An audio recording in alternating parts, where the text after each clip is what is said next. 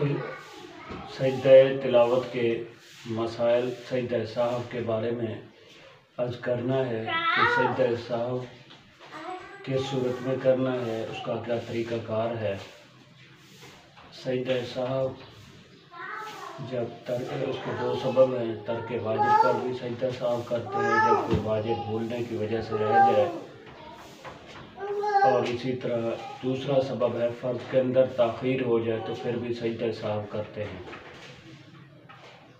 تو اگر پہلے قعدے میں بیٹھنا تھا تو پھر کھڑے ہو گئے تیسری رکعت میں، اب اگر بیٹھنے کے زیادہ قریب ہیں تو بیٹھ جائیں، اگر کھڑے ہونے کے زیادہ قریب ہیں تو پھر کھڑے ہو جائیں، بیٹھنا نہیں۔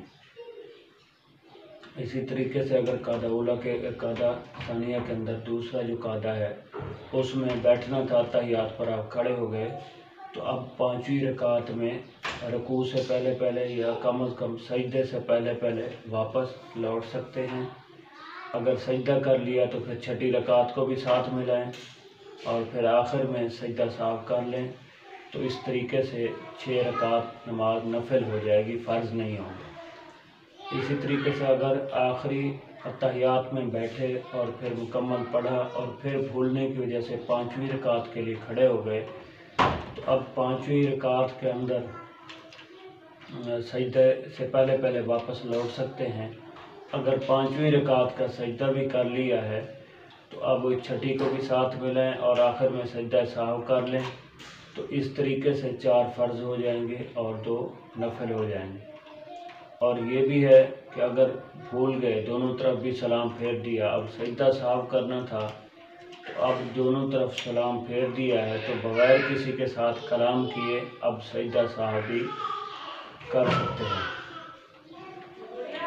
آخر میں جو درس تفسیر تھا اس کے حوالے سے بھی تھوڑا سا عرض کر دیتا ہوں کہ وَمِمَّا رَزَقْنَاهُمْ يُنْفِقُونَ، یہاں تک ہماری تفسیر کا سلسلہ پہنچا تھا۔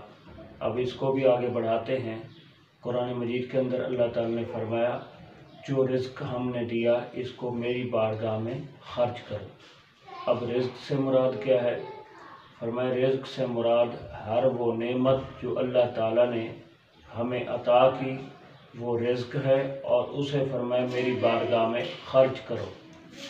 اب رزق سے مراد زمین بھی ہے، رزق سے مراد لباس بھی ہے، رزق سے مراد اولاد بھی ہے، رزق سے مراد بہت ساری یہ جو ہم دولت ہے، پیسہ ہے، رزق سے مراد یہ بھی ہے، رزق سے مراد علم بھی ہے۔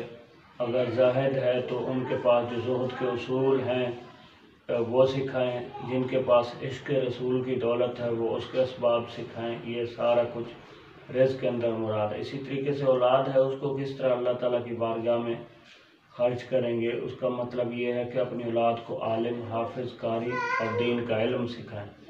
اللہ تعالیٰ ہم سب کو عمل کی توفیق عطا فرمائے۔ آخر میں گزارش ہے کہ ہمارا یوٹیوب چینل دین اسلام آفیشیل، اس کو سبسکرائب بھی کریں اور بیل آئیکن پر کلک کر دیں تاکہ مزید ویڈیو آپ کے پاس بر وقت پہنچتی